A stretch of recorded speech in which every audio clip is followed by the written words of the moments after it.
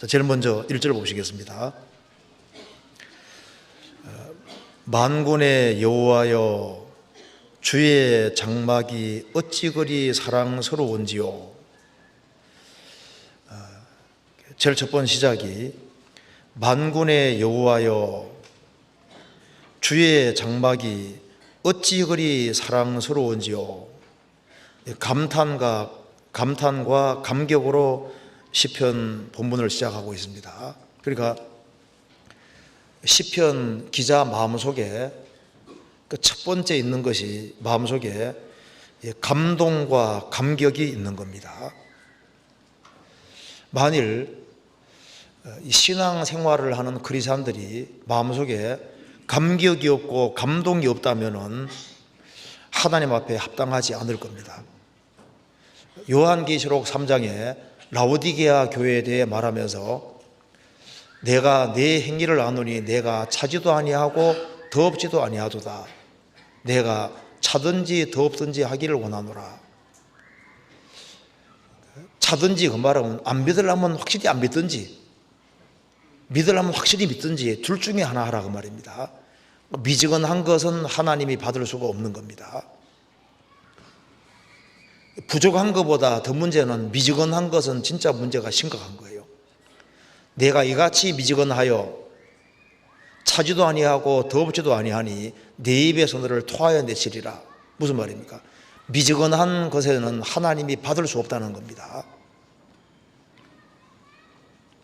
그래서 이 마음속에 적어도 크리스찬이라면, 하나님을 섬기는 신앙인이라면 마음속에 감격이 있고 감동이 있어야 되는 겁니다.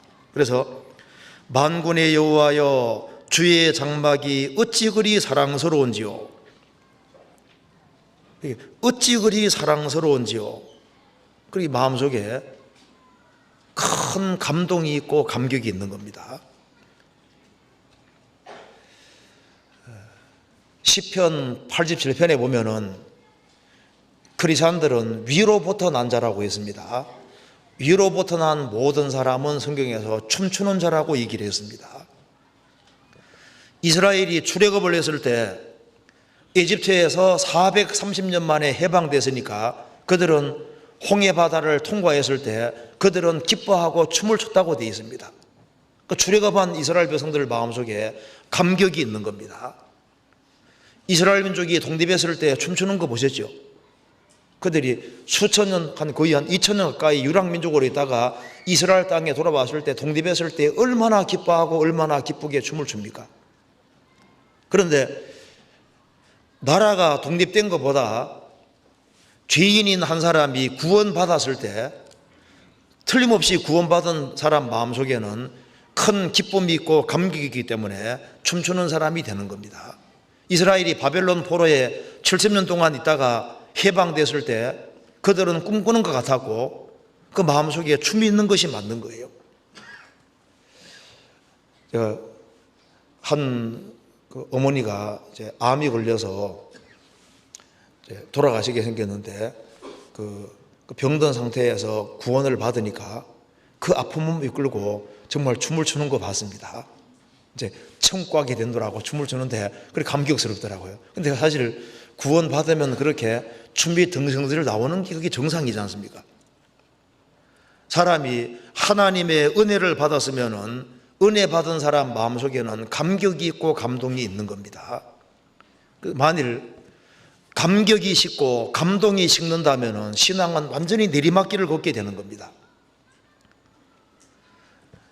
사르밧 과부, 기근이 너무너무 심해서 기름병에 기름 이제 조금 남고 통에 가루 한 움큼 남았습니다. 이제 마지막 한번 요리해 먹으면 죽을 판인데 엘리야가 왔습니다. 작은 떡을 만들어서 나에게 먼저 바치라. 그리하면 기근 끝날 때까지 통에서 가루가 계속 나오고 기름병에서 기름이 계속 나올 것이다. 그래서 엘리야의 말대로 하니까 기근 끝날 때까지 통에 가루가 계속 나오고 기름병에 기름이 계속 나올 때 그 사르밧 과부 마음속에 뭐가 있을까요? 하나님이 실감 나지 않습니까? 말씀대로 해주는 것이 실감이 나니까 그 마음속에 얼마나 큰 감격, 감동이 있고, 그리고 이것을 주변 사람들에게 얘기하고 싶은 마음이 생겼을 거 아니에요. 예수님이 이스라엘 땅에 오셨을 때 이스라엘 백성들의 마음이 너무나도 무뎠습니다. 성경 한번 찾아봅시다. 마태복음 11장입니다. 11장 16절.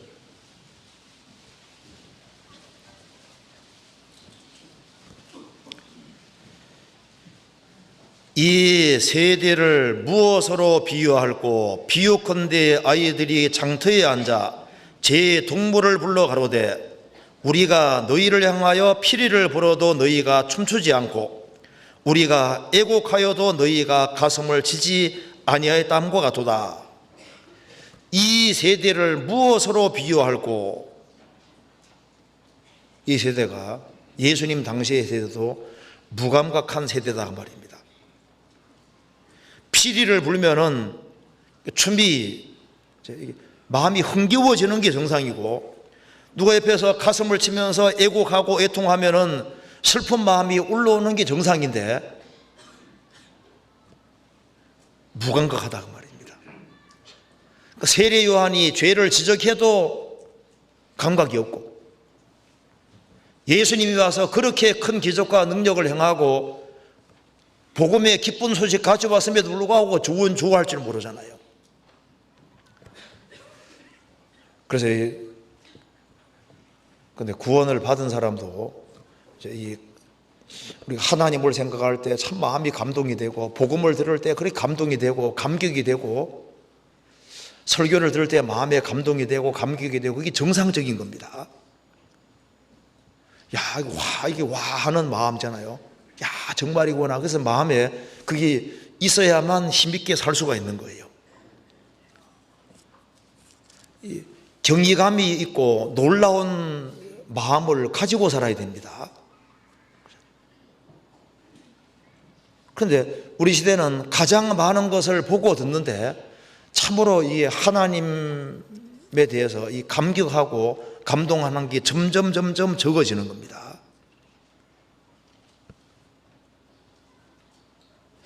그래서 우리가 시편 84편에 나와 있는 말씀대로 제일 첫 번째 필요한 것이 감격을 하고 감동을 느끼는, 그것이 내 마음속에 얼만큼 있느냐, 이걸 한번 잘 생각해 볼 필요가 있습니다. 내가 무엇을 가지고 놀라냐 그 말입니다. 내가 주로 놀라는 것이 뭐냐, 놀라는 것이 없냐 그 말입니다. 자, 하나님께서 창조주가 육신을 입으셨다. 이거 얼마나 놀라운 일입니까? 잘 생각해 봐요. 이 우주 만물을 창조한 창조주가 역사 속에 들어오셨다. 그도다 경건의 비밀이요 그렇지 않다는 게 없도다. 창조주가 육신을 입고 이 세상에 들어오셨다. 태초에 말씀이 계시니라. 이 말씀은 곧 하나님이시니라. 말씀이 육신이 되어 우리 가운데 거하시매, 하나님이 육신이 되어서 우리 가운데 거하셨다. 그분이 나 같은 사람을 위해서 정말 비참하게 저렇게 내 죄 때문에 죽으시고 부활하셨다. 그 얘기를 듣고도 무덤덤하다면은 그 신앙이 바른 신앙일까? 근데 구원을 받은 사람도 마음이 미지근하게 될 수 있습니다. 데살로니가전서 5장에 성령을 소멸치 말매라고 했는데, 성령의 불길을 꺼서 성령의 불길이 점점 꺼져서 미지근하게 되고 그렇게 될 수 있으니까 성령을 소멸치하지 말라고 되어 있는 거예요. 그래서 이 성령은 마음을 뜨겁게 만들고 열렬하게 만들고 주님을 사모하게 만들고 감격이 있도록 만드는데, 그 뜨거운 것을 끄는 것은 차가운 겁니다. 죄는 차가운 것이기 때문에 마음속에 죄를 받아들이면은 마음이 미건해지고 그러면은 감격과 감동이 떨어지게 되는 거예요. 누구든지 죄의 유혹으로 강팍하게 됨을 면하라고 했는데 죄 때 죄의 유혹이 들어오고 그 죄 때문에 마음이 강팍해지고 무뎌질 수 있는 겁니다. 세상에 살지만은 세상의 것이 우리 마음을 정복하면은 마음이 묻어지고 그리고 잘못하면 처음 사랑을 버리게 되고 마음이 식을 수 있는 거예요. 그러면은 그 결과가 하나님에 대해서 감격하는 마음, 감동하는 마음 이것이 적어집니다. 그런데 사실 누가 감격을 잘하나 하면은 아주 심플한 마음이 있는 사람, 단순한 마음이 있는 사람, 그런 사람들은 조금만 가지고도 쉽게 놀라워하잖아요. 그래서 머리는 복잡해도 마음은 단순해야 됩니다. 그래서 웃는 거 남자가 많이 웃어요? 여자들이 더 많이 웃어요? 어른이 많이 웃어요? 애들이 많이 웃어요? 애들이. 그러니까 구원받을 때도 애들처럼 돼야지 구원받고 구원받고 난 다음에도 마음은 어린애같이 단순하고 그래야 될 때 하나님의 것으로 감격하고 감동할 수 있는 겁니다.